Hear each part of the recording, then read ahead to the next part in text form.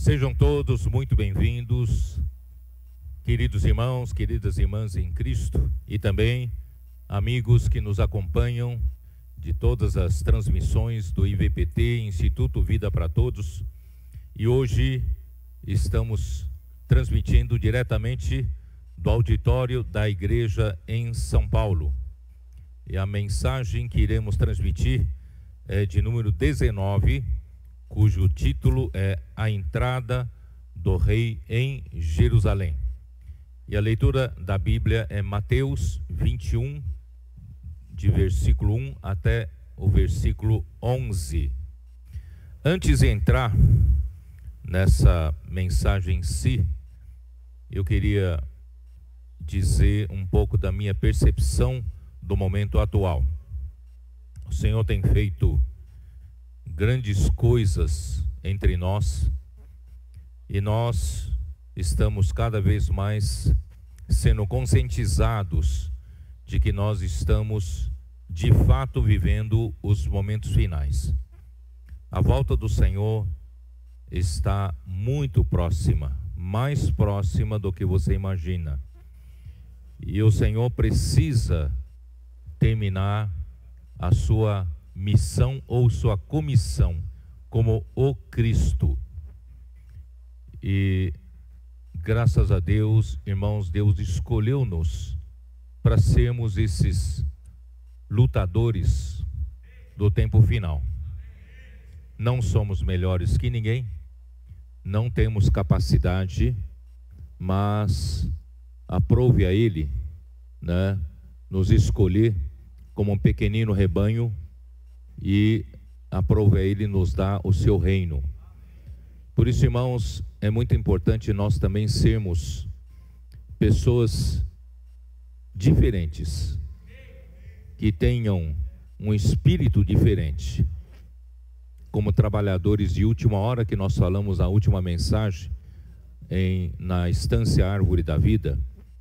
Os trabalhadores de última hora, eles na verdade estão no mesmo período dos trabalhadores das últimas 3 horas, porque em Mateus 20, os trabalhadores foram chamados de 3 em 3 horas, e já se aproximando da hora da conclusão, às 6 horas da tarde, o Senhor aprove a Ele chamar os trabalhadores às 5 horas, da última hora.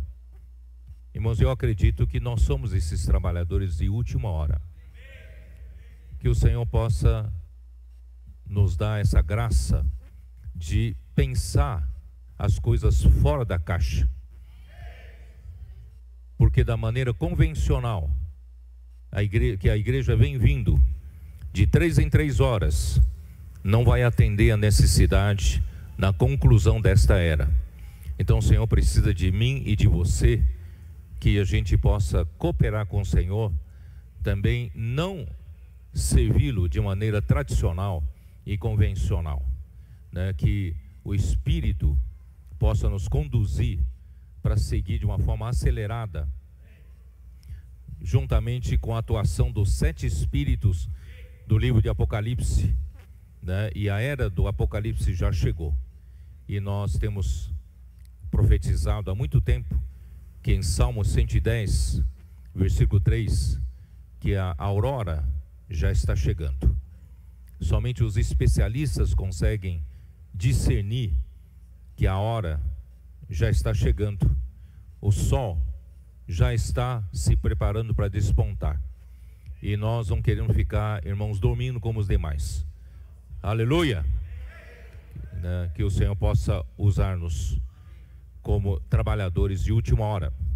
Eu não vou repetir tudo de novo, porque foram muitas mensagens importantes.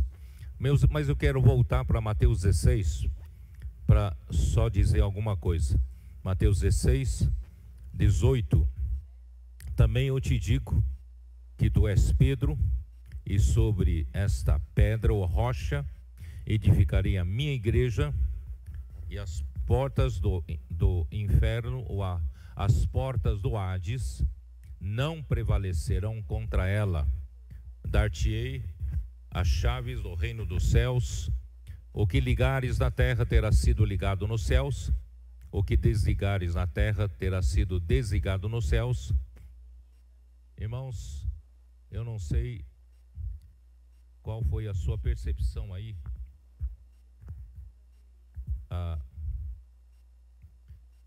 O que falta para Cristo fazer, porque ele foi revelado em Mateus 16:16. O Pai revelou a Pedro, né? E disse a Jesus: tu és o Cristo, o Filho do Deus vivo. O Cristo é aquele que foi ungido por Deus o Pai de uma maneira especial para fazer a sua vontade e para dar fim, né, a esta era. E qual é a missão dele, irmãos? É edificar a igreja e estabelecer o reino de Deus aqui na terra. Então, a igreja, eu quero que vocês tenham essa percepção nova. Quando nós falamos sobre a igreja, a grande maioria das pessoas pensam em uma igreja, uma entidade religiosa, onde é aquele grupo que louva ao Senhor, aquele grupo que lê a Bíblia, não é? Aquele grupo que adora ao Senhor.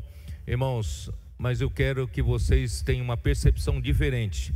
Quando eu falo da igreja, e principalmente a igreja edificada, ela se torna o reino. E o reino, irmãos, é para invadir aqui na terra o reino das trevas. Então, irmãos, de um lado nós somos a igreja que louva, que recebe a palavra de Deus, mas por outro lado, irmãos, nós estamos também trabalhando na direção em que o Cristo foi incumbido. Ele foi incumbido de edificar a sua igreja. Ele disse assim: eu edificarei a minha igreja. E em seguida ele fala: e as portas do Hades não prevalecerão contra ela. Isto é, quando ele, conforme, ou melhor, na medida que a igreja é edificada, o reino se fortalece, o reino de Deus se fortalece, até o ponto em que as portas do Hades não prevaleceram mais contra a igreja. Irmãos, é isso que quero que você perceba, né, por outro ângulo. Conforme nós estamos aqui vivendo na terra, servindo na igreja, estamos nos edificando uns com os outros, perdendo o nosso egoísmo, perdendo o nosso individualismo, tomamos a nossa cruz, negando a si mesmo. Lembra-se de tudo que nós já falamos. Estamos dispostos, irmãos, a sermos edificados em um só corpo, em uma só igreja. E essa igreja edificada, irmãos, se torna o reino. E o reino, irmãos, vai derrotar Satanás, derrotar o império das trevas. Irmãos, é isso que é nessa batalha que nós estamos falando. Por isso, em seguida, ele fala, né, e dar-te a chave do reino dos céus, quer dizer, porque a igreja é o reino dos céus. Eu faço questão de dar essa introdução, porque vocês vão entender até o final da mensagem porque eu comecei assim.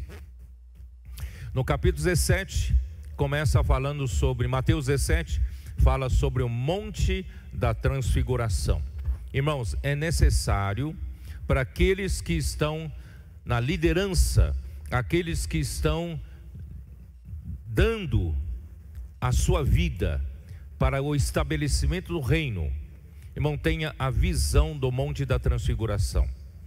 De um lado, irmãos, nós vimos Jesus como aquela ovelha que está sendo conduzida para um matadouro, calado, quieto, nada reclamando, e também é como aquela ovelha indo para, né, totalmente quieta diante do seu tosqueador. Ele sofreu todas as injúrias, ele sofreu, né, das mãos dos principais sacerdotes, dos escribas, mas, irmãos, ele não abriu a sua boca para ofender ninguém. Mas, irmãos, é necessário também que nós, que queremos lutar pelo reino de Deus, tenhamos a percepção do poder e da vinda de nosso Senhor Jesus. Quer dizer, de um lado, Ele, para nossa redenção, para nos tirar dos nossos pecados e nos trazer para a sua igreja, Ele precisou morrer como uma ovelha calada diante, dos que o maltratavam, os que o mataram. Mas, irmãos, nós temos que ver que na luta pelo reino, nosso Senhor é um rei majestoso. Pedro, na sua primeira epístola, capítulo 1, ele viu a majestade do rei no monte da transfiguração, e onde da glória excelsa ele ouviu uma voz que do céu dizia: este é o meu filho amado, em quem me comprazo. Ele apareceu na glória. Irmãos, hoje o Senhor veio à terra de uma forma humilde e mansa, mas um dia, na sua segunda vinda, Ele não virá mais assim. Ele virá na glória de seu Pai. Ele virá como relâmpago. Ele virá para julgar. Irmãos, Ele virá como rei do reino dos céus, que o Pai escolheu para reger todas as nações com cetro de ferro. Por isso, irmãos, de um lado, nós vivemos a vida da igreja, indo para as ruas, pregando o evangelho, orando pelas pessoas, resgatando as pessoas para trazer para a igreja materiais da edificação da igreja, com mansidão, não é? Com amor, resgatamos as pessoas para cá. Mas por outro lado, irmãos, com relação ao reino das trevas, nós não somos mansos, não. Nós não somos bonzinhos, não. Aqui tem uma luta. A luta do reino, dos reinos. Vamos resgatar as pessoas do reino das trevas, trazer para o reino do Senhor. Então, nesse sentido, irmão, nós somos guerreiros. Somos lutadores. Não somos bonzinhos, não. Tá?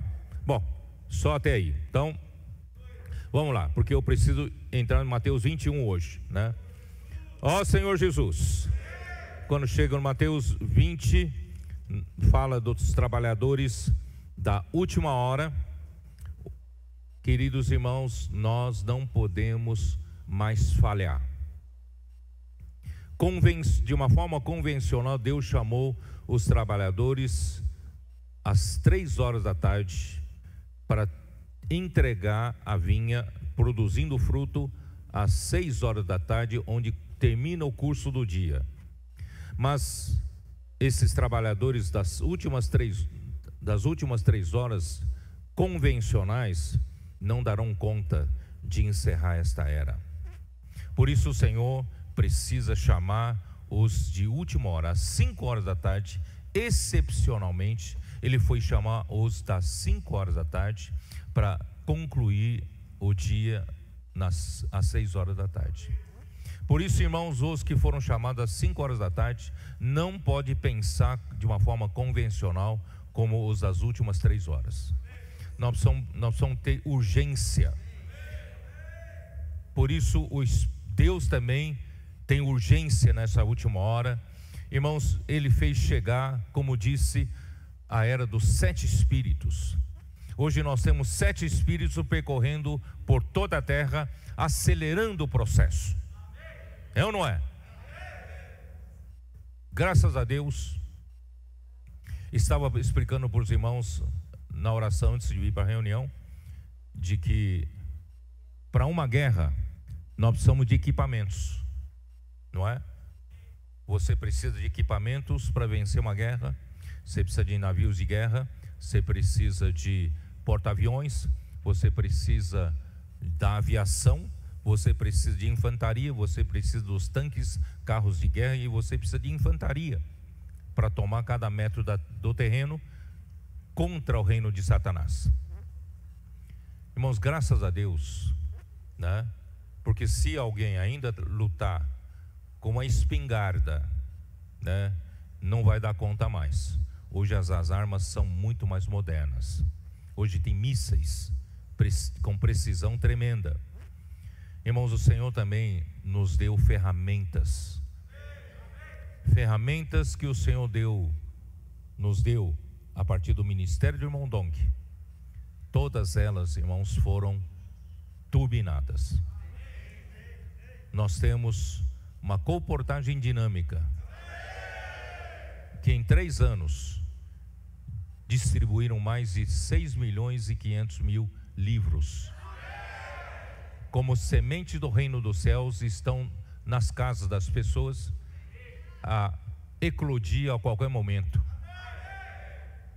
Nós temos Avança Jovem, Fábrica de Vencedores, envolvendo muitos jovens que poderiam estar à toa aí no mundo, mas Deus, nessa última hora, Ele também despertou muitos jovens para o seu reino. Não só jovens, despertou muitos adolescentes, por incrível que pareça. Muitos adolescentes, irmãos, estão alinhados nesse trabalho. E não só isso, as crianças, né, Vilmar? As crianças viraram nossos soldados. Você saiu com seus netos ontem, quando terminou, eles que falaram, vamos pregar evangelho, não é isso? Eles foram orar com as pessoas. Terminada a conferência, uma família voltou para sua terra de avião, a sua criança, não sei se 3 anos, 4 anos de idade, no corredor do avião, orando pelos comissários de voo. Irmão, é isso que o Senhor está fazendo, irmãos. Não somos nós que estamos fazendo, é o Senhor que está fazendo. Por quê? O Senhor quer acelerar o processo. E muitos jovens sendo alinhados, e também o Senhor tem levantado nossas mulheres com a rede de conectadas, estão alinhando e ganhando muitas mulheres para essa guerra, para essa luta. E graças a Deus, também os homens não perderam tempo, embora atrasados, mas também já é realidade entre nós a rede de cuidado dos homens, os homens de oração. Com pouco tempo já temos 140 condutores, líderes de grupos. Isso vai para milhares, viu? E também nós temos o quê? A rede de cuidados para cuidar os contatos que forem surgindo pela comportagem, pela Avança Jovem, pelas conectadas, pelas homens de negócio, não é isso? Nós estamos cuidando de muitas pessoas com a central de acolhimento, e nós temos QR Code. Não sei se vocês perceberam. Posso orar por você que está espalhado pelo mundo todo. E nós temos apenas com um celular apontado para o QR Code, qualquer pessoa pode pedir oração, né, e ser cuidado em qualquer lugar do mundo. Isso é uma coisa tremenda. Então as ferramentas, né, foram turbinadas. Nós temos comportagem por hora, comportagem por oportunidade. Nós temos os irmãos e irmãs saindo todo dia, no dia a dia, na padaria, abastecendo o carro, nas lojas. Nós podemos orar pelas pessoas. Posso orar por você? Posso orar por você, irmãos? É soltar o leão. Nós temos leão dentro de nós que a gente não sabe que tem, né? Eu tenho medo de pregar evangelho, não sei pregar evangelho. Irmãos, então faça o seguinte: apenas abra sua boca, deixe escapar essa frase: posso orar por você? O leão que está dentro da sua boca vai escapar da jaula e vai fazer o seu trabalho. O evangelho vai ser pregado por causa dessa frase que você deixou escapar. Irmãos, graças ao Senhor, nós temos essas ferramentas maravilhosas, e o Espírito, 7 Espíritos estão trabalhando, irmãos, as coisas estão avolumando, porque o Senhor tem pressa. Nós não estamos aqui preocupados em ganhar uma igreja grande, ter uma igreja grande e numerosa, não. Nós queremos fazer a vontade do Senhor. Queremos que o Senhor volte logo, a igreja seja edificada. o Senhor nos deu essas ferramentas todas de uma forma maravilhosa. O Senhor turbinou todas elas. Eu estava falando para os irmãos, por exemplo, hoje para um marceneiro fazer uma mesa dessa,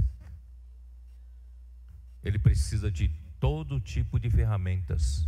E hoje eles dispõem de muitas ferramentas modernas, não é isso? Para fazer uma mesa dessa. Em poucas horas consegue fazer uma mesa dessa. Você imagina no tempo de Jesus, carpinteiro, fazer uma mesa dessa, quanto tempo leva?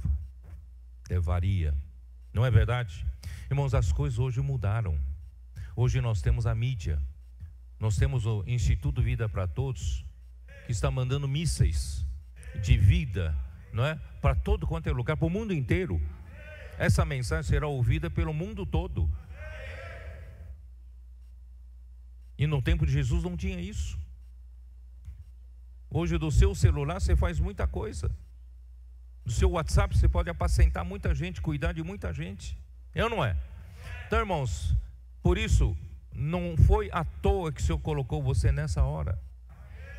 Vamos acordar. Vamos acordar. Vamos ser diferentes. Tem um espírito diferente. Para com um homem manso, humilde, cheio de amor, compaixão, cuidando de uns dos outros, não é isso? Exercitar misericórdia, perdão, amor de uns para com os outros, não é mesmo? Agora, para com Satanás, para o império das trevas, irmãos, nós somos imparáveis. Vocês sabem que muitos anos atrás, irmão Dong ainda estava aí no seu ministério, a gente estava nos Estados Unidos, passando por uma situação, muita pressão contra nós, eu digo da igreja, muita pressão. Eu estava até meio desanimado e já estava pronto para voltar para o Brasil, desanimado ainda. Eu, por acaso, fui tal e vi numa loja uma camiseta escrito assim: Unstoppable, imparável, da Nike. E eu comprei. Está em casa até hoje. Nós somos imparáveis. Debaixo daquela pressão toda, desanimado, o Senhor me fez ver essa camiseta. Levantou meu ânimo. Eu falei: o império das trevas não prevaleceram contra a igreja edificada. Nós somos, não sei se existe essa palavra em português, nós somos imparáveis. Ninguém vai conseguir nos parar, porque nós temos o Rei do Reino dos Céus diante de nós. Bom, chega, vamos lá. Vamos para o capítulo 21, vamos lá. Ó Senhor Jesus. Só agora que vou entrar na mensagem, tá? Capítulo 21, versículo 1. Quando se aproximaram de Jerusalém e chegaram a Betfagé, ao Monte das Oliveiras, enviou Jesus 2 discípulos, dizendo-lhe: ide à aldeia que aí está diante de vós, e logo achareis presa uma jumenta, e com ela um jumentinho, desprendei-a, trazei-mos. E se alguém vos disser alguma coisa, respondei-lhe que o Senhor precisa deles, e logo os enviará. Ora, isto aconteceu para se cumprir o que foi dito por intermédio do profeta: dizei à filha de Sião: eis aí te vem o teu rei, humilde, montado em jumento, num jumentinho, cria de animal de carga. Indo discípulos e tendo feito como Jesus lhe ordenara, trouxeram a jumenta e o jumentinho, então puseram em cima deles as suas vestes, e sobre elas Jesus montou. Muito bem. Primeiramente eu queria dizer para vocês onde fica Betfagé. Segundo uma nota que tem na versão King James atualizada,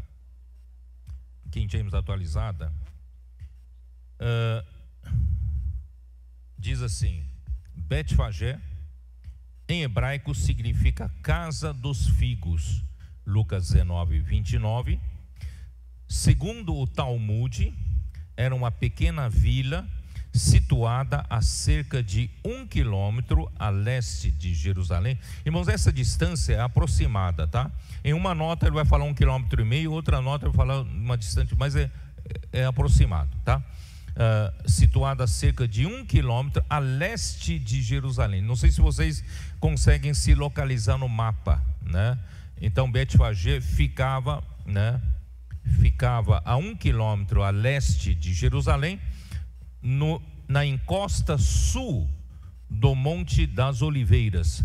Aqui tem início a última semana da vida humana de Jesus Cristo. Daqui para frente, a descrição do Evangelho vai ser a última semana da vida do Senhor Jesus, tá? E também em outra, né, em Lucas, vamos dar uma olhada em Lucas 19, 29. Lucas 19, 29.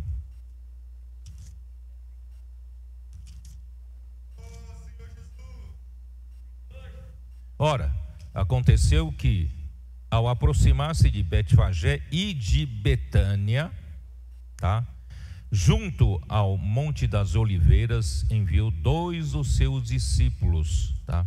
Então aqui, nota de rodapé da King James atualizada, nesse versículo diz assim: Betfagé era uma aldeia situada a leste do cume do chamado Monte das Oliveiras, a cerca de 1,5 km de Jerusalém. Betânia, onde vivia Lázaro com suas irmãs Marta e Maria, que eram grandes amigos de Jesus, tá? Aqui está em Lucas, vamos dar uma olhada, Lucas 10, 38. Lucas 10, 38, que diz assim: indo eles de caminho, entrou Jesus num povoado, e certa mulher chamada Marta hospedou-o na sua casa. Tinha ela uma irmã chamada Maria, e esta quedava-se e assentada aos pés do Senhor, e a ouvir-lhe os ensinamentos. E João capítulo 11, versículo 1.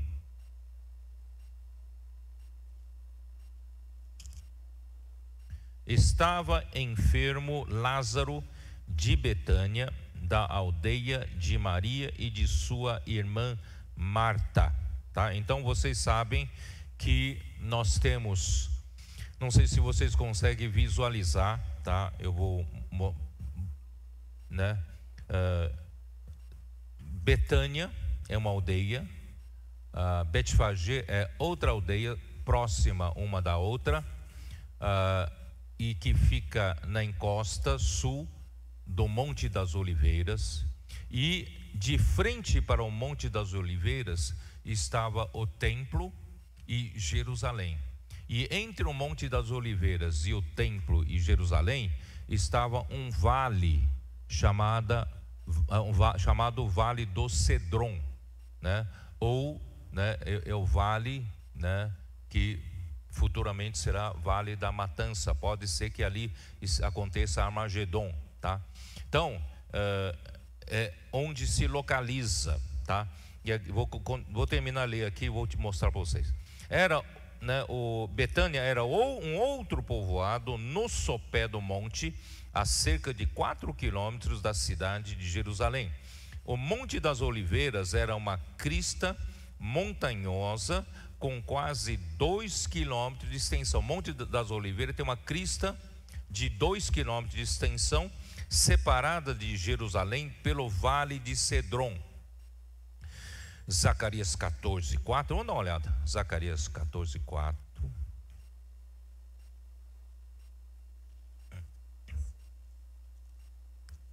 Isso tudo, irmãos, é para vocês saberem que a vinda do Senhor está próxima, viu? 14, 4 diz assim: naquele dia estarão seus pés sobre o Monte das Oliveiras. Quem estará sobre o Monte das Oliveiras? É o Senhor na sua vinda, segunda vinda. Ele vai colocar os pés sobre o Monte das Oliveiras, que está defronte de Jerusalém para oriente, tá? O Monte das Oliveiras será fendido pelo meio, e haverá um vale para oriente e para ocidente, e haverá um vale muito grande. Metade do monte se apartará para o norte e a outra metade para o sul. Fugirão pelo vale dos meus montes, porque o vale dos montes chegará até Azai. Sim, fugireis como fugistes do terremoto nos dias de Uzias, rei de Judá. Então virá o Senhor meu Deus e todos os santos com ele. Ó Senhor Jesus. E eu quero estar junto, viu? Marcos 11:1. Marcos 11:1. Quando se aproximaram de Jerusalém, de Betfagé e Betânia, junto ao Monte das Oliveiras, enviou Jesus 2 dos seus discípulos. Então, irmãos, onde, né? Bom, vamos lá. Eu vou pedir para projetar, só para vocês terem uma ideia, o caminho que Jesus fez, tá, para entrar em Jerusalém. Não sei se já está aí, acho que já está aí, né? Então, aí vocês podem ver, tá? Betânia, vocês estão vendo Betânia, Betfagé, tá? E ali está Getsemane. Onde está Getsemane, irmãos?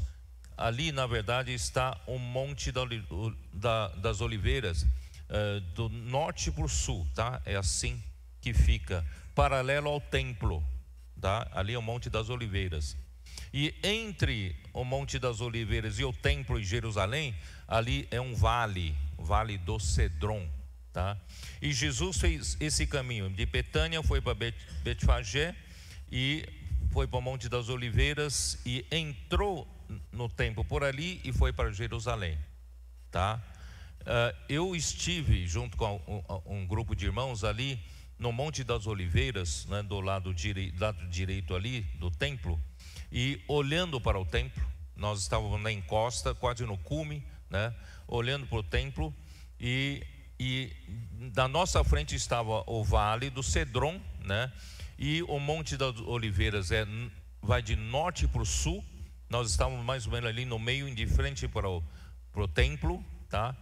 Irmãos, onde nós estávamos pisando ali, era exatamente onde, quando o Senhor voltar, o povo de Israel será encurralado ali em Jerusalém, templo, com o exército dos 10 reis, irão cercar o povo de Israel, e o povo de Israel então gritará por socorro, e o Senhor voltará para salvá-los. Ele pisará no Monte das Oliveiras, um pé no norte, outro pé no sul do Monte das Oliveiras, e um pé no norte, um pé no sul, e vai fender, né, vai abrir um vale, vai fender a montanha em duas partes, e no meio vai ter um vale, e por esse vale o povo de Israel fugirá para o oriente. Vocês estão percebendo? Fugirá para o oriente, onde o Senhor vai voltar aí no Monte das Oliveiras para salvar o povo de Israel. E outro mapa, um pouco mais ampliada, né, mostra outro mapa, mostra, irmãos, que o Senhor, ele partiu lá de cima. Vocês estão vendo o mar da Galileia? Ele partiu da Galileia, ele desceu, tá? Só que a leste do rio do Jordão, Rio Jordão, a leste, porque a Bíblia fala da além do Jordão. Quando é da além do Jordão, é ao lado leste, porque o lado oeste é onde está ocupado por Israel.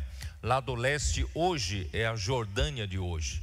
Então eu acredito que aqui, em termos de geografia, em termos de terreno, era mais fácil Jesus viajar com seus discípulos a leste de Jordão, para descer até na altura de Jerusalém. Vocês estão vendo? Até a altura de Jerusalém, tá?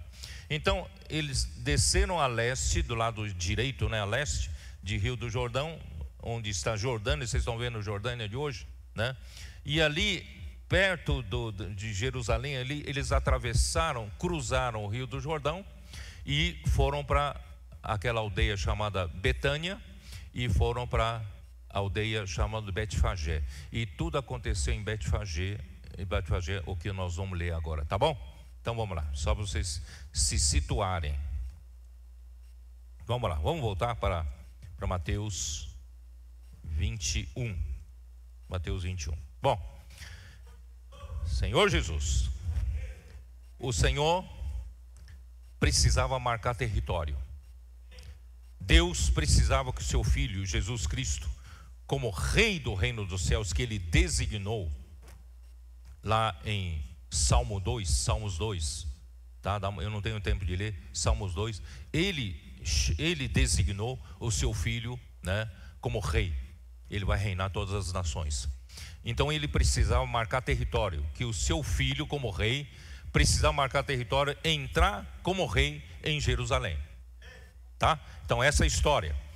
O Senhor, nosso Senhor é Rei. Ele é o Rei, tá? Só que na primeira entrada Ele entrou de uma forma humilde. Mas na segunda vinda não será mais um rei humilde, não. Ele virá na sua glória e no seu poder, como os 3 discípulos viram no Monte da Transfiguração, tá? Mas eu quero chamar a atenção em uma coisa, irmãos. Como eu li todos aqueles versículos, espero que já como lição dada, eu quero dizer para vocês o seguinte: quando eu leio, toda vez que eu leio Mateus 21, me surge uma dúvida, porque Mateus 21, na sua descrição, no seu registro, mostra que Jesus manda buscar uma jumenta e sua cria, o jumentinho, não é? E ele manda trazer os dois, e os discípulos põem as vestes em cima dos dois, e Jesus montaria em cima das vestes. Eu fico pensando, como é que dá para montar em cima de 2 animais? Você já teve essa dúvida, não? Sempre pensei, como pode ser Jesus montar em cima da mãe e do filho, do filhote, né? Só que em outros 3 evangelhos estão registrados apenas que Jesus montou sobre o jumentinho, só sobre o jumentinho. Isto está em Marcos 11, versículos 2 e 7. Vamos lá, vai. Vamos ler, só para vocês. Não precisa acreditar na minha palavra, vamos lá. Capítulo 11 de Marcos, versículo 2.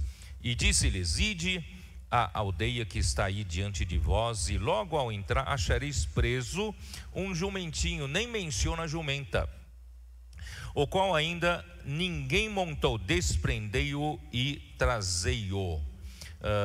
Lucas 19,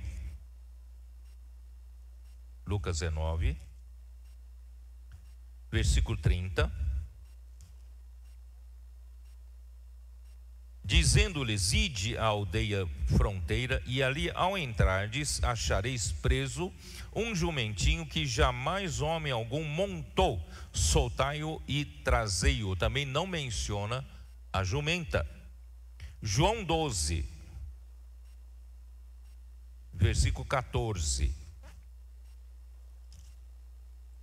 E Jesus, tendo conseguido um jumentinho, montou-o, segundo está escrito: não temas, filha de Sião, eis que o teu rei aí vem montado em um filho de jumenta.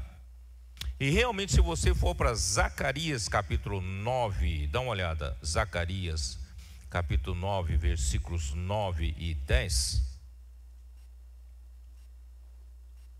Alegra-te muito, ó filha de Sião, exulta, ó filha de Jerusalém, eis aí te vem o teu rei, justo e salvador, humilde, montado em jumento, num jumentinho, cria de jumenta.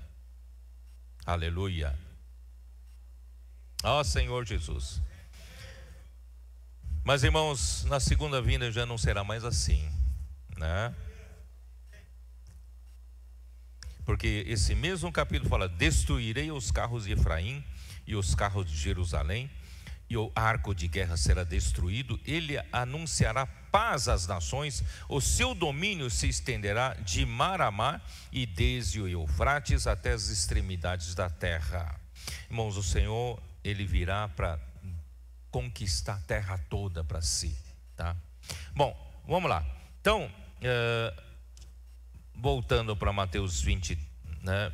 Ali, ó Senhor Jesus.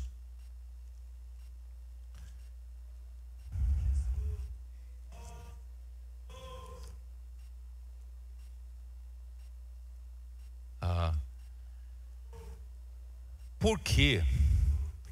Porque em Mateus menciona a jumenta e o jumentinho? Por que em Mateus menciona que parece que o Senhor tenha montado em cima dos dois? Irmãos, isso só se consegue explicar com Apocalipse 12. Apocalipse 12. Vamos lá. Apocalipse 12. Irmãos, é luz que o Senhor está nos dando hoje para os trabalhadores da última hora. Versículo 1 diz: viu-se grande sinal no céu, a saber, uma mulher vestida do sol, com a lua debaixo dos pés e uma coroa de 12 estrelas na cabeça, que, achando-se grávida, grita com as dores de parto, sofrendo tormentos para dar luz. Quem é essa mulher? Essa é a mulher universal que compõe todo o povo de Deus. E hoje, irmãos, na era da igreja, eu vou explicar mais daqui a pouquinho, que o povo de Israel, o tempo do povo de Israel foi interrompido, congelado. Eles vão voltar à ação na última semana de Daniel, tá? Então hoje, quase 2000 anos é a era da igreja. Então, se você usar isso, hoje essa mulher pode representar a igreja. Essa mulher representa a igreja. E essa igreja está grávida. Essa igreja está para dar à luz um filho. Esse filho, irmãos, é o filho varão. É a jumenta com a cria do animal de carga. Vocês estão entendendo? Esse filho varão, vou continuar a ler, peraí. Versículo 3: viu-se também outro sinal no céu, e eis um dragão grande e vermelho, com 7 cabeças, 10 chifres, e nas cabeças 10 diademas. A sua cauda arrastava a terça parte das estrelas do céu, que representam os anjos que seguiram a Satanás depois da sua queda, as quais lançou para a terra. E o dragão se deteve em frente da mulher que estava para dar à luz, a fim de lhe devorar o filho quando nascesse. O filho dessa mulher, irmãos, é a parte forte do povo de Deus, a parte que se importa com o reino. É Sião. Jerusalém é um todo, mas Sião é a fortaleza. Sião é onde Davi tinha uma fortaleza para defender o reino de Davi. Irmãos, embora a igreja toda seja representada por Jerusalém, mas o filho varão representado por Sião. Então, quem se importa hoje em trazer o reino de Deus de volta aqui na terra? Nem todos. Muitos cristãos estão desapercebidos, estão vivendo uma vida que as pessoas do mundo vivem, não é assim? Nós não falamos nos tempos de Noé, uns casavam, os outros davam-se em casamento, uns comiam, bebiam, não é isso? E depois no tempo de Ló, uns não só casavam, davam-se casamento, comiam, bebiam, mas compravam, vendiam. Vocês lembram que nós falamos sobre isso? Quer dizer, muitos cristãos estão assim, ó, não apercebidos, vivendo, né, como todo mundo vive. Mas, irmãos, o Senhor precisa de um grupo de pessoas apercebidas, que esteja buscando o reino de Deus, que esteja, irmãos, buscando a palavra profética, que tem amor reverente à palavra, e essa palavra está lavando, purificando, santificando esse grupo de pessoas. tornando-os cada vez mais fortes para lutar contra Satanás, edificando a igreja. Irmãos, não é a totalidade da cristandade que vai estar percebida, mas o Senhor precisa desse princípio de vencedores. A Bíblia toda tem um princípio de vencedores.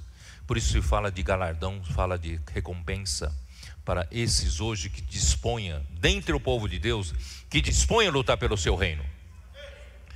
Nós estamos aqui, não é? E o Senhor então vai amadurecer o momento em que o filho varão vai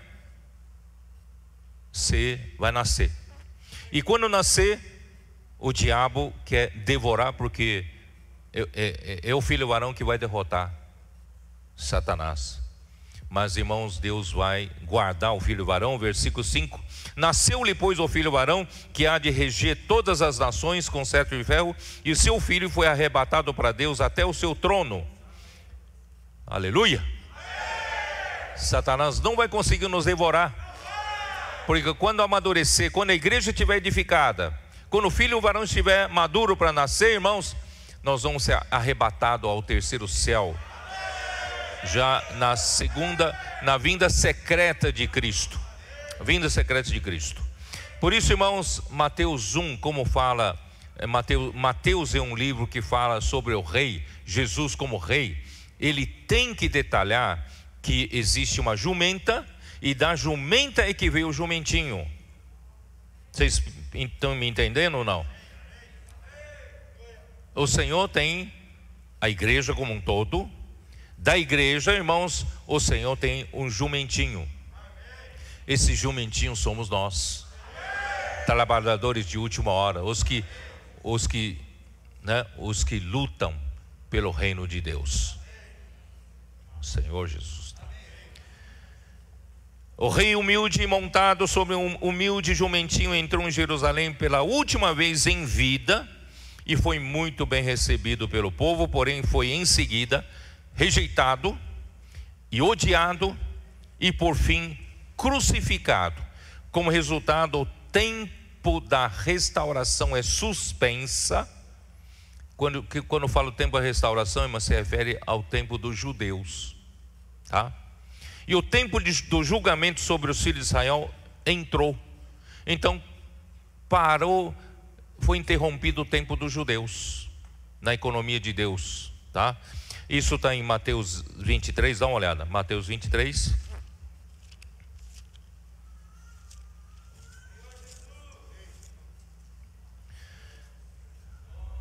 Versículo 37 diz assim: Jerusalém, Jerusalém, que matas os profetas e apedrejas os que te foram enviados, quantas vezes quis eu reunir os teus filhos, como a galinha junta os teus pintinhos debaixo das asas, e vós não o quiseste. E eis que a vossa casa vos ficará deserta. Declaro-vos, pois, que desde agora já não me vereis, até que venhais a dizer: bendito o que vem em nome do Senhor. Ele veio pela primeira vez, entrou em Jerusalém. Os judeus não receberam, os líderes não receberam. Então Jesus rompeu com eles, até que venha ele na sua segunda vinda. Aí eles vão dizer: bendito o que vem em nome do Senhor. Capítulo 24, versículos 1 e 2. Tendo Jesus saído do templo, ia se retirando, quando se aproximaram dele os seus discípulos para lhe mostrar as construções do templo. Ele, porém, lhes disse: não vedes tudo isso? Em verdade vos digo que não ficará aqui pedra sobre pedra que não seja derrubada. Quer dizer, o templo maravilhoso que Herodes havia, complementado, feito uma coisa majestosa, que os discípulos admiravam a construção. Jesus não se admirou, não ficará pedra sobre pedra. E vocês sabem que isso aconteceu no ano 70, com o príncipe romano Tito.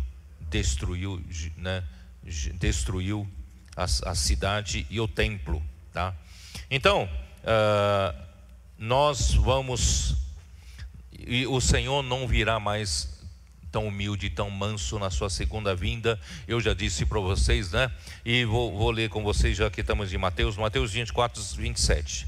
24, 27, como diz assim. Como diz: porque assim como o relâmpago sai do Oriente e se mostra até o Ocidente, assim há de ser a vinda do Filho do Homem. Quer dizer, a segunda vinda do Filho do Homem já não será montado em cima do jumentinho, humilde e manso, não. Ele virá, irmãos, para julgar. Ele virá como relâmpago, né? Por isso que Pedro, Tiago e João, eles viram o poder e a vinda de nosso Senhor Jesus Cristo. Irmãos, quando o povo, os líderes judeus crucificaram Jesus, Jesus então já profetizou que essas mesmas mãos que traspassaram a ele, eles vão lamentar.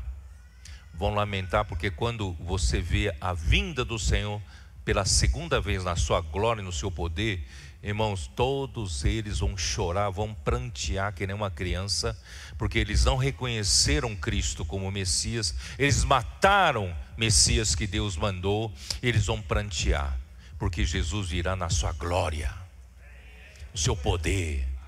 Por isso, irmãos, os líderes judeus perderam essa, eles rejeitaram, né, na sua primeira vinda. Muito bem, então vamos continuar. Ó Senhor Jesus, vamos voltar lá para Mateus 21, né? Senhor Jesus.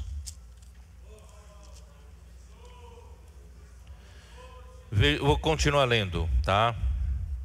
Versículo 8: e a maior parte da multidão estendeu as suas vestes pelo caminho, e outros cortavam ramos de árvores, espalhando-os pela estrada. E as multidões, tanto as que o precediam como as que o seguiam, clamavam: Hosana ao filho de Davi, bendito o que vem em nome do Senhor, Hosana nas maiores alturas, aleluia. Então o povo, as multidões o reconheceram. E entretanto entrando ele em Jerusalém, toda a cidade se alvoroçou e perguntavam: quem é este? E as multidões clamavam: este é o profeta Jesus de Nazaré da Galileia. Ele é o rei, ele é o nosso rei. Muito bem, então eu preciso prosseguir, vamos lá. Versículo 12: tendo Jesus entrado no templo, expulsou todos os que ali vendiam e compravam, também derrubou as mesas dos cambistas e as cadeiras dos que vendiam pombas, e disse-lhes: está escrito, a minha casa será chamada casa de oração, vós porém a transformais em covil de salteadores. Irmãos, aqui eu queria explicar uma coisa, porque muitos não entendem exatamente o contexto, né, desses versículos. Ou, né, alguns até, vamos dizer assim, tem problema, por exemplo, que os colportores, não é isso, vendam os livros, tem problemas com isso. Irmãos, os judeus vinham de longe, cada um trazia moedas de suas terras. Eles vieram do mundo todo para Jerusalém. Em algum lugar eles tinham que trocar as moedas, porque dentro do templo eles têm que pagar com moeda hebraica. Irmãos, assim como nós vamos viajar para a Europa, para os Estados Unidos, a gente vai na casa de câmbio e troca moeda, não é assim? Isso não tem nada de anormal, nada de errado. Vocês estão me entendendo? Então, se tem uma coisa que tem custo, paga seu custo. Tá certo ou não? E não é nada razoável um que vem de longe e vem arrastando o seu boi e ovelha para sacrifício. Então chegavam aqui em Jerusalém, algum lugar eles compram, né? Já um pouco diferente daquele tempo, não é isso? Compravam seus animais para sacrifício. Então, a algum lugar tinha que comprar. Só que o contexto de que, né, eles transformaram a casa em covil de salteadores, né, tem um contexto. né? Porque o templo tem que ser chamado a casa de oração. Ali tem um objetivo, né? A igreja tem um objetivo, né? O lugar de adoração tem um objetivo, que é adorar a Deus, ouvir a palavra de Deus, não é assim? Não podemos fazer perder esse objetivo. Mas essas outras coisas podem ser feitas em outro lugar, não é assim? Bom, então vou explicar para você, vou ler uma nota de King James atualizada que explica o contexto, para a gente nunca mais ter confusão quanto a isso. Ó, no domingo, após a sua entrada triunfal, Jesus continua a sua obra de purificação da casa do Senhor, iniciada 3 anos antes. Isso já em João 2,14. Dá uma olhada, João 2,14. Não é dessa última semana da vida dele, não. João 2,14. Jesus já tinha feito isso. Encontrou no templo os que vendiam bois, ovelhas e pombas, e também os cambistas assentados. Tá? As ofertas, aqui vem a explicação. As ofertas, taxas e compras de animais para sacrifício no templo só podiam ser pagas com moeda hebraica, siclo hebreu, pois demais moedas eram cunhadas com a imagem de divindades pagãs, né? Ou do imperador. Portanto, havia serviço de troca de moedas, câmbio. No entanto, isso deveria ser feito no grande átrio exterior, né, dos gentios. Isto é, um espaço reservado para essas atividades com mais de 50 mil metros quadrados. Era um lugar específico para isso, mas um lugar dos gentios. Muitos invadiram o recinto sagrado e vários sacerdotes lideravam a corrupção institucionalizada no templo, posto que ao receberem os animais para o holocausto, em vez de efetuarem o ritual do sacrifício, matavam apenas alguns deles, não precisa matar todos, matavam alguns deles e repassavam os animais de volta para os comerciantes fraudulentos, que os revendiam sucessivas vezes. Vocês entendem por que o Senhor está falando aquilo? Tá? É fraude, isso é fraude, tá? Então, os principais, no versículo 15, dá uma olhada, Mateus 21, versículo 15, bom,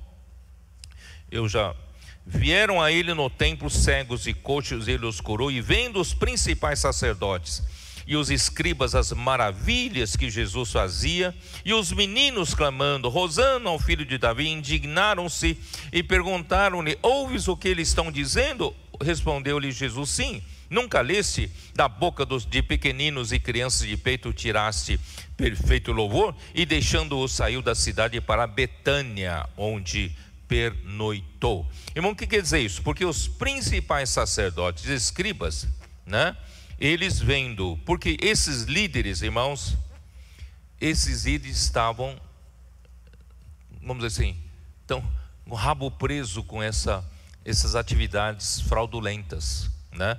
E os líderes sacerdotes e doutores da lei viram os milagres de Cristo, temeram por suas vidas e negócios, tentaram enredar Jesus. Estou lendo novamente uma nota de King James atualizada, eu não estou inventando aqui, tá?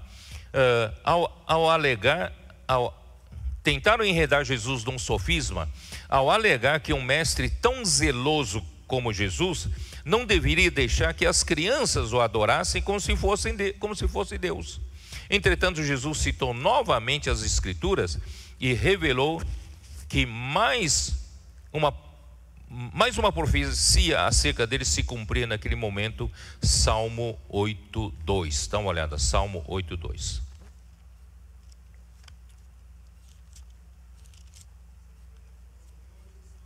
Da boca de pequeninos e crianças de peito suscitaste força por causa dos teus adversários, para fazerem emudecer o inimigo e o vingador. Irmãos, graças a Deus, irmãos, as nossas crianças estão envergonhando o inimigo de Deus, né? Nossas criancinhas, irmãos, de 3 anos, 4 anos, já estão orando pelas pessoas, pregando o evangelho. Irmãos, nós precisamos voltar a ser uma criança. depois que a gente vira adulto, fica complicado. Nós ficamos com a mente complexa demais. Não é isso? Não conseguimos fazer curva. Sabe o que é não fazer curva, né? Não faz a curva, pela inércia se vai, bate de frente ali com a parede. Então, irmãos, como Ayrton Senna, né? Ele bateu, né? Então, assim, irmão, nós vamos aprender a fazer curva. Quando o Espírito faz curva, a gente faz curva. Irmão, uma criança não tem problema. Uma criança é flexível, né? Você fala A é A, B é B.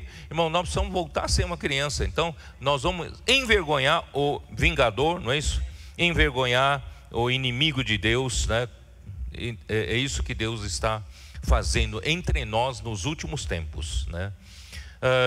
Então, deixa eu ver aqui. Jesus então foi para a casa dos seus queridos amigos Lázaro e suas irmãs Marta e Maria, que ficava em Betânia, uma aldeia no declive oriental do Monte das Oliveiras, uns 2 quilômetros a leste de Jerusalém, também nota de rodapé. Então, existe uma vamos dizer assim, imprecisão quanto a 2 quilômetros, 2,5 quilômetros, né, tal.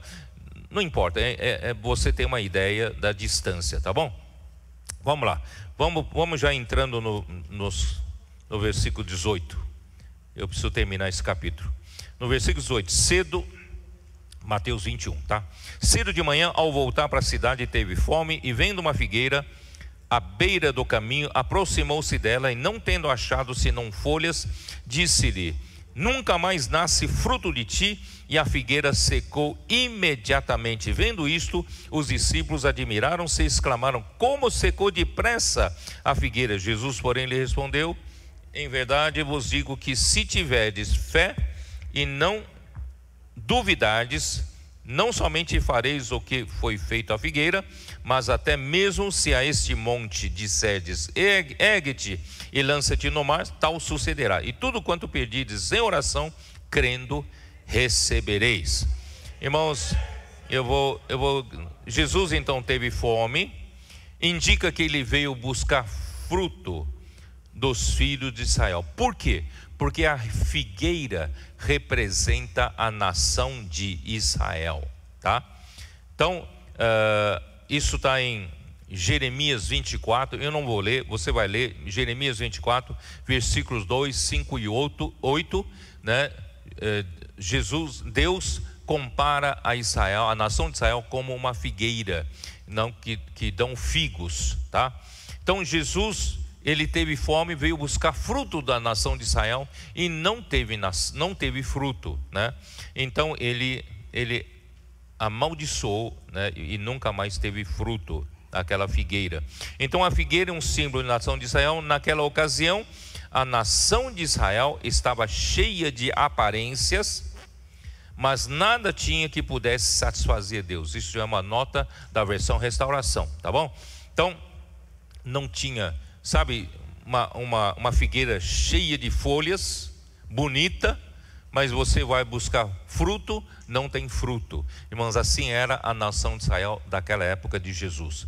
Então, logo foi amaldiçoada e secou-se. E aí vem no final falar do poder da oração, irmãos, e eu quero enfatizar, irmãos, o poder da oração do posso orar por você. Quando você ora com fé, a pessoas então pede, né? Ora por mim por isso, ora por mim por aquilo. Se você ora por fé e a pessoa também recebe com fé, a oração será realizada, né? Acho que essa semana ainda que passou, eu orei por um garçom e o garçom veio eu perguntei para ele: o que você precisa? Ore pela minha família, ore por mim e minha esposa, a nossa relação não está boa. Então eu orei. Irmão, quando você ora com fé, eu falei para ele que a partir de hoje sua vida vai mudar. Vamos orar com fé, as coisas acontecem, tá? As coisas acontecem. Senhor Jesus, por isso vocês comportadores, quando saem, não é coisa de somenos, não é uma coisa de nada. Quando vocês oram pelas pessoas, orem com fé. Vamos lá, versículo onde estou, hein? Versículo 28. Ó, versículo de 23 a 27, tá? Eu não vou falar muito sobre isso, vocês entenderam, tá? E Jesus falou, né? Com que autoridade, eles perguntavam com que autoridade Jesus fazia aquilo tudo, né? Jesus não era obrigado a dizer para eles, porque eles não tinham boas intenções. Então eu não vou ler, vocês sabem, está ali bem claro, tá? Versículo de 23 a 27. Vou ler o versículo 28. E que vos parece? Um homem tinha 2 filhos, chegando-se ao primeiro disse, filho, vai hoje trabalhar na vinha? Ele respondeu, sim, senhor, porém não foi. Dirigindo-se ao segundo, disse a mesma coisa, mas esse respondeu, não quero. Depois, arrependido, foi. Qual dos 2 fez a vontade do Pai? Disseram, o segundo. Declarou-lhes Jesus, em verdade vos digo que publicanos e meretrizes vos precederam no reino de Deus. Porque João veio a vós outros no caminho da justiça e não acreditasse nele, ao passo que os publicanos e meretrizes creram. Vós, porém, mesmo vendo isto, não vos arrependestes, afinal, para acreditardes nele, né? Então, vou explicar aqui, tá? Aqui, esse trecho aqui, ele fala da transferência do direito da primogenitura, tá? Vocês sabem que a nação de Israel tinha todo o direito de primogenitura. O Senhor Jesus veio aqui na terra primeiramente para pregar o evangelho à casa de Israel, vocês sabem disso. Ele até falou para os seus 12 apóstolos, quando foram enviados, não entreis na casa dos gentios, né? Eu vim para buscar as ovelhas perdidas da casa de Israel. Então ele deu todas as chances, porque o povo de Israel tinha o direito de primogenitura. Tanto é que aquela mulher cananeia, lembra-se daquela mulher cananeia? Jesus disse, não é bom dar pão, né, para os cachorrinhos, né? O pão é para os filhos, em cima da mesa. Mas Jesus não estava mais na mesa, saiu da terra de Israel, porque Israel rejeitava ele. Ele foi para a terra dos fenícios, né? E a mulher cananeia, já que o pão que os filhos rejeitaram caiu da mesa, e nós somos cachorrinho, né? Cura, né? Vem nos salvar também. Então, irmãos, isso mostra que pela rejeição da casa de Israel, esse direito de primogenitura recaiu sobre os gentios, né? Ó Senhor Jesus. Então Lucas, dá uma olhada em Lucas 15. Lucas 15, versículos 1 e 2. Aproximaram-se de Jesus todos os publicanos e pecadores para ouvir, e murmuravam os fariseus e os escribas, dizendo, este recebe pecadores e come com eles. Aí, versículo 11. Contudo, certo homem tinha 2 filhos, o mais moço deles disse ao pai, pai, dá-me a parte dos bens que me cabe, e ele lhes repartiu os haveres. Passados não muitos dias, o filho mais moço, ajuntando tudo o que era seu, partiu para uma terra distante, e lá dissipou todos os seus bens, vivendo dissolutamente, isso fazendo referência a nós, os gentios, né? Então ele foi e se agregou a um dos cidadãos daquela terra, e esse mandou para os seus campos. Perdão, eu não li o 14, né? Depois de ter consumido tudo, sobreveio àquele país uma grande fome, e ele começou a passar necessidade. Então ele foi e se agregou a um dos cidadãos daquela terra, e esse o mandou para os seus campos e guardar porcos. Ali desejava ele fartar-se das alfarrobas que os porcos comiam, mas ninguém lhe dava nada, nem a comida dos porcos lhe davam. Então, caindo em si, disse, quantos trabalhadores de meu pai têm pão com fartura, e eu aqui morto de fome? Ele resolveu voltar para casa. Vocês sabem da história, não vou ler toda a história, né? E o pai de longe viu, né? Avistou de longe, o abraçou, né? E saiu correndo compadecido, abraçou e o beijou, né? E o filho falou: não sou nem digno de ser mais seu filho. Mas o pai não quis saber, mandou trazer melhor roupa, mandou trazer anel, colocar anel no dedo dele, sandália nos pés, né? E mandou matar novilho e fez uma festa. Aí o filho mais velho ficou com ciúmes, né? Versículo 25, ora, o filho mais velho estiveram no campo, e quando voltava, ao aproximar-se da casa, ouviu a música e as danças, chamou um dos criados e perguntou-lhe que era aquilo, e ele respondeu: veio teu irmão e teu pai mandou matar o novilho cevado, porque o recuperou com saúde. Ele se indignou e não queria entrar, saindo, porém o pai procurava conciliá-lo, né? Mas ele disse: mas quantos anos que te sirvo, né? Sem jamais transgredir uma ordem sua, nunca me deste um cabrito sequer para alegrar-me com os meus amigos? Vindo, porém, esse teu filho que desperdiçou todos os seus bens com meretrizes, tu mandaste matar para ele um novilho cevado? Então lhe respondeu o pai: meu filho, tu sempre estás comigo, tudo que é meu é teu. Entretanto, era preciso que nos regozijássemos e nos alegrássemos, porque esse teu filho estava morto e reviveu, estava perdido e foi achado. Irmãos, essa é a condição, né, a primogenitura, irmãos, foi rejeitada pelos judeus e passou para a igreja. Por isso em Hebreus 12, 23 ali menciona a igreja dos primogênitos.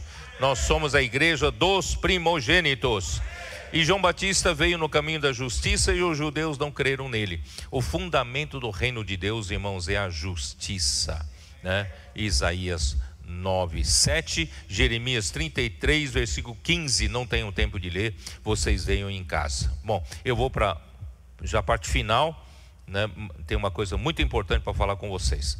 Mateus 21, versículo 33, que diz assim: atentai, noutra parábola, havia um homem dono de casa que plantou uma vinha, cercou-a de uma sebe, construiu nela um lagar, edificou-lhe uma torre e arrendou-a a uns lavradores, depois se ausentou do país. Bom, irmãos, quem é esse dono de casa? Dono de casa aqui é Deus. E a vinha era a casa de Israel, representada por Jerusalém. E os homens de Judá são a plantação que Deus amava, né? E ele desejou a justiça. Vamos ler Isaías 5. Isaías 5. Ó Senhor Jesus.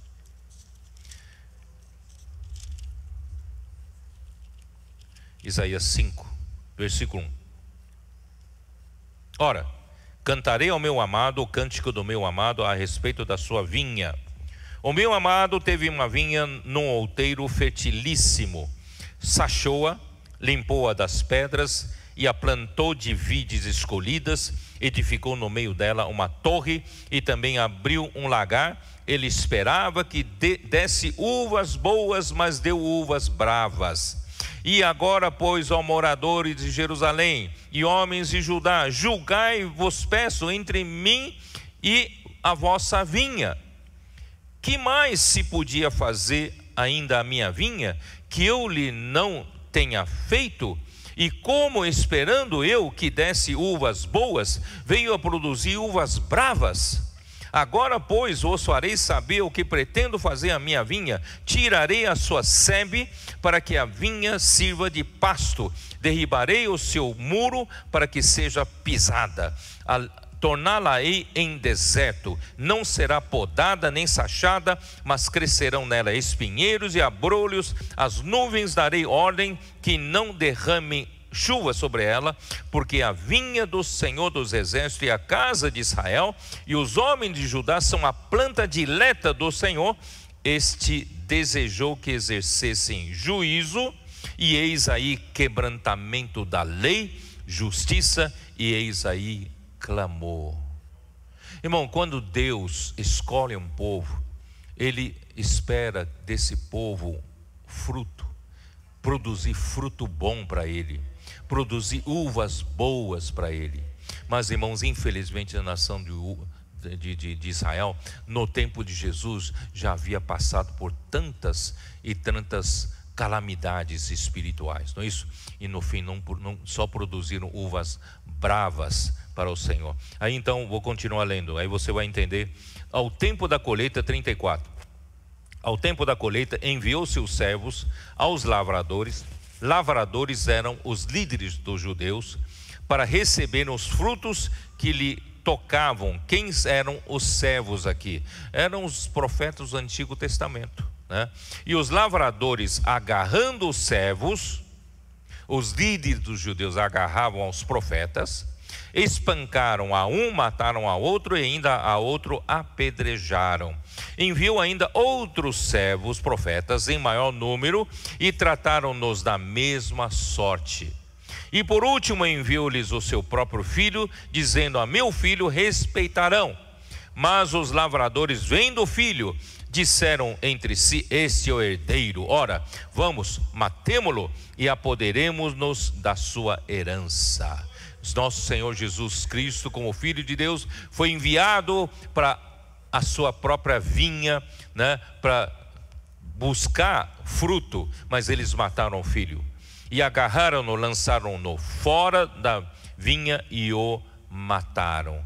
Quando, pois, vier o Senhor da vinha, que fará aqueles lavradores?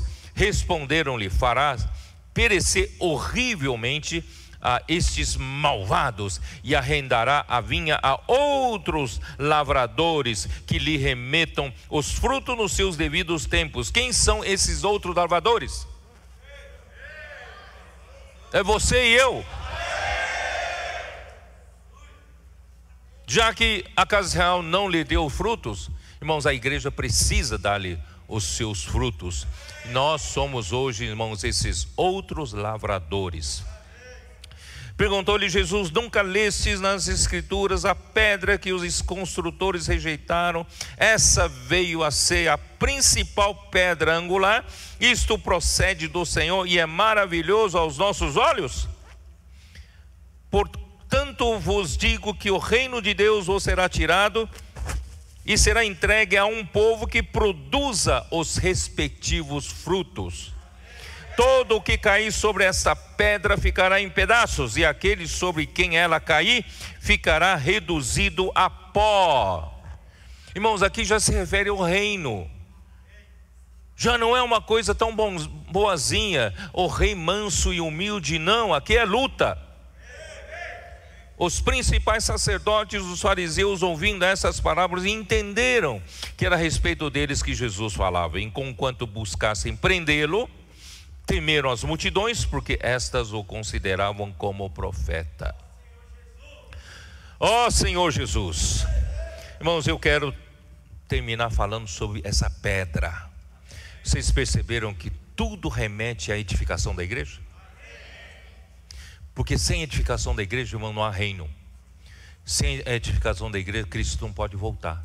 Sem a edificação da igreja, a vontade de Deus não é feita. Então, irmão, tudo é feito pela edificação da igreja. Então,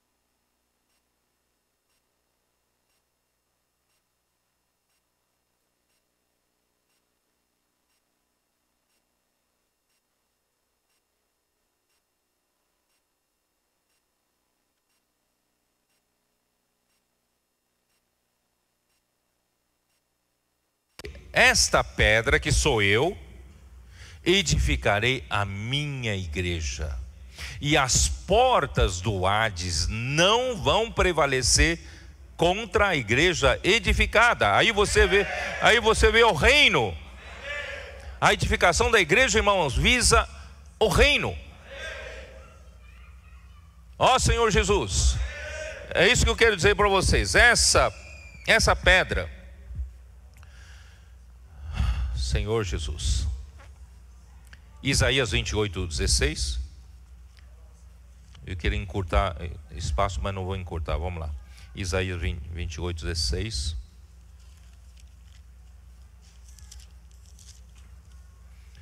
Essa parte é muito importante, muito importante. Portanto, assim diz o Senhor Deus: eis que eu assentei em Sião. Vocês reparam que é Sião, né? É Sião. Uma pedra já provada. Jesus foi provado, foi feito vários testes em cima dele, né? Foi provada, e pedra preciosa, angular, solidamente assentada. Aquele que crê não foge, tá?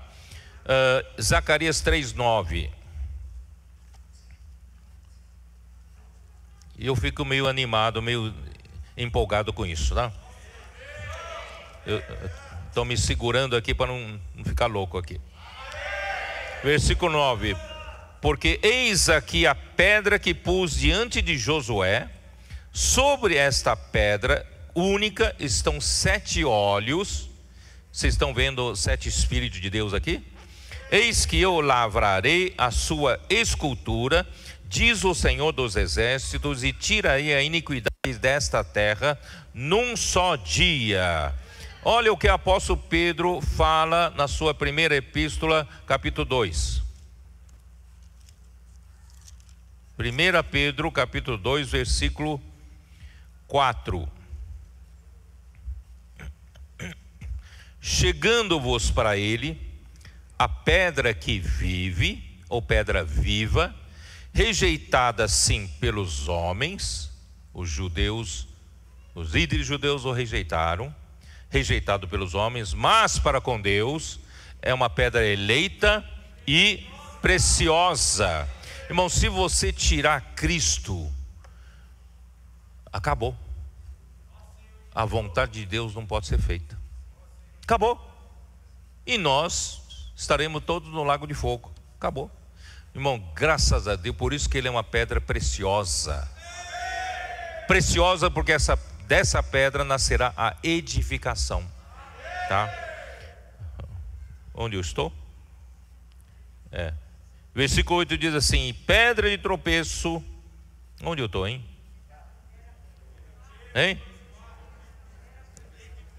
Então no versículo 4, não é isso? Rejeitada sim pelos homens, mas para com Deus eleita e preciosa. Também vós mesmos como as pedras que vivem, ou pedras vivas. Irmãos, essa construção não é feita de materiais inertes, sem vida. Essa construção é viva.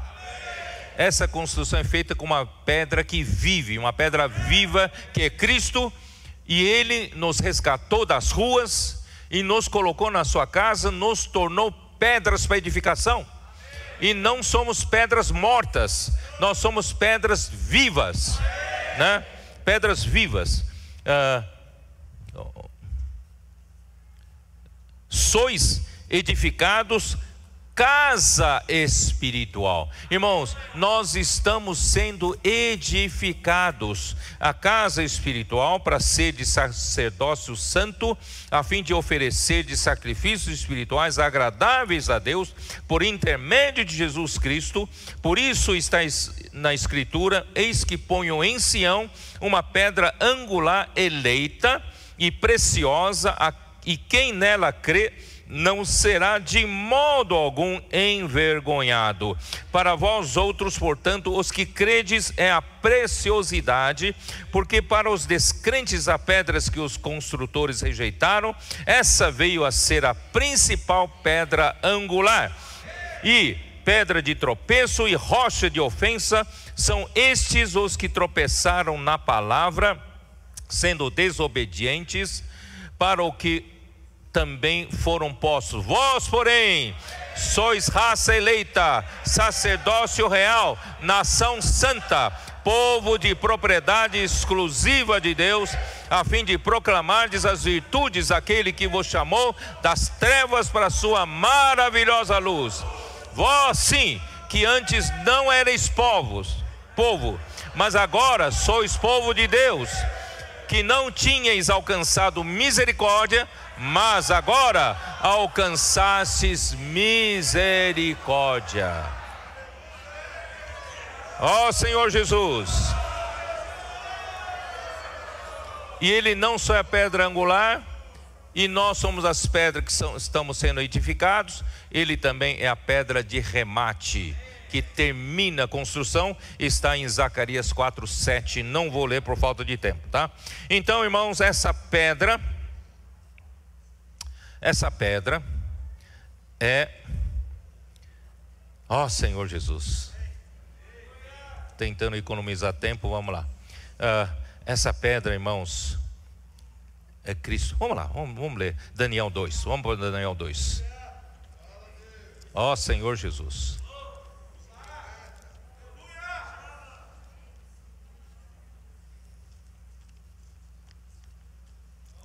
Senhor Jesus. Daniel capítulo 2, versículo 34. Vocês sabem, do versículo 32 a 33, descreve a grande estátua do sonho de Nabucodonosor. Essa grande estátua refere-se ao Império Babilônico, Império Medo-Persa, é isso, né? Não,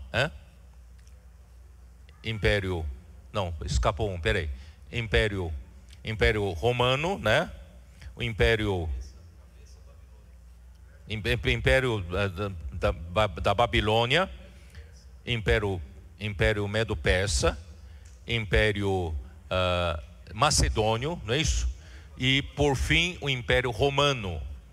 E se estende até o dia de hoje esse meio Império Romano, meio ferro, meio barro de pés. E essa pedra que nós estamos falando, irmãos, que é Cristo, que foi rejeitada pelos construtores, essa pedra vai derrubar essa estátua. Porque Satanás, ele usurpou esse mundo, ele é o príncipe desse mundo. Ele usurpou esse mundo principalmente o quê? Usurpando os governos humanos. O governo humano foi estabelecido no tempo de Nimrod. Ele construiu a primeira cidade chamada Babel. O seu reino começou ali em Babel. Então o governo humano foi iniciado por Nimrod para mostrar para Deus que o homem não precisa mais de Deus.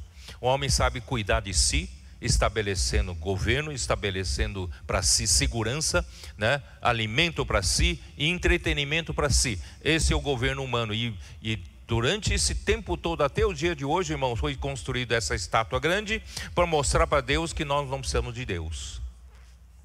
E Satanás domina, Satanás controla essa grande estátua sobre todos os reinos dessa terra. Mas essa pedra que é Cristo, um dia, irmãos, vai bater sobre os pés dessa estátua. E quando bater os pés dessa estátua, dá uma olhada, versículo 34. Quando estava olhando, uma pedra foi cortada, sem auxílio de mãos, feriu a estátua nos pés de ferro e de barro e os esmiuçou. Então foi juntamente esmiuçado o ferro, o barro, o bronze, a prata e o ouro, os quais se fizeram como a palha das eiras do estio, e o vento os levou, e deles não se viram mais vestígios. Irmãos, tantos heróis da história humana, ninguém mais se lembrará daqui a pouco, irmãos. Virará com palha que será embora, né? Mas a pedra que feriu a estátua se tornou em grande montanha, que encheu toda a terra.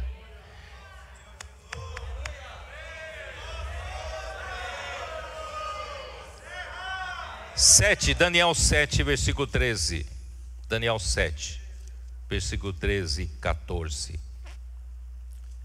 Eu estava olhando nas minhas visões da noite, e eis que vinha com as nuvens do céu, como filho do homem, dirigiu-se a ancião de dias, e chegaram e o fizeram chegar até ele. Foi-lhe dado domínio e glória e o reino para os povos, nações e homens de todas as línguas o servissem, e o seu domínio é domínio eterno, que não passará, o seu reino jamais será destruído.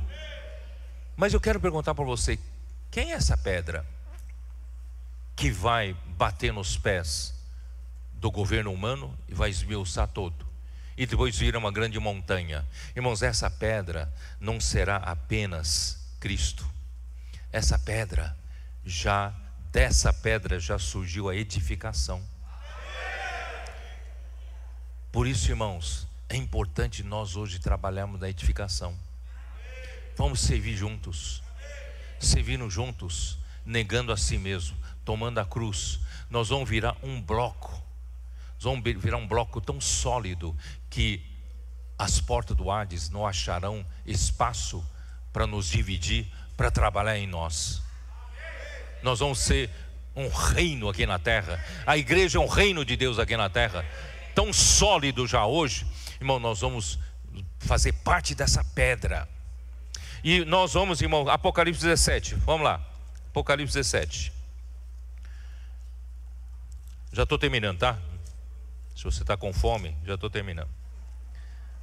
Apocalipse 17, versículo 12. Os 10 chifres que viste são 10 reis, os quais ainda não receberam reino, mas recebem autoridade como reis com a besta durante 1 hora. Tem esses um só pensamento e oferecem à besta o poder e a autoridade que possuem. Essas 10 chifres são 10 reis, representando os reinos deste mundo sob o controle da besta, sob o controle do anticristo, sob o controle de Satanás.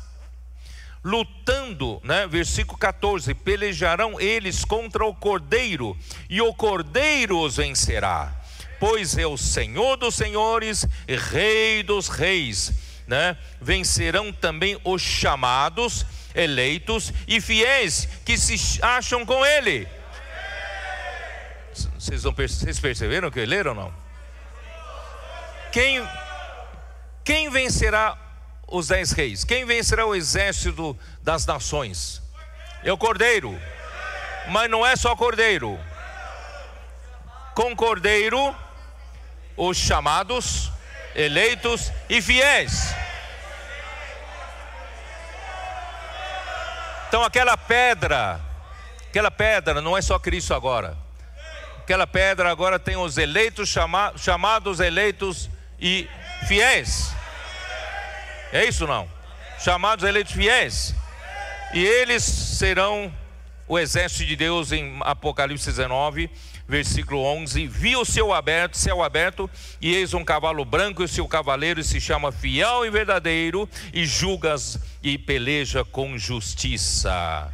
Ele não será mais um cordeiro manso, montado em cima de um jumentinho humilde, e manso, não. Os seus olhos são chama de fogo, na sua cabeça muitos diademas, tem um nome escrito que ninguém conhece, está vestido com um manto tinto de sangue, e o seu nome se chama Verbo de Deus.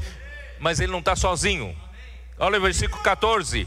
E seguiram-no os exércitos que há no céu, montando cavalos brancos, com vestiduras de linho finíssimo, branco e puro. Sai da sua boca uma espada afiada, para com ela ferir as nações, e ele mesmo as regerá com cetro de ferro, e pessoalmente pisa o lagar do vinho do furor da ira de Deus Todo-Poderoso. Aí virá o fim, irmãos. Todo o reino será do nosso Senhor Jesus Cristo.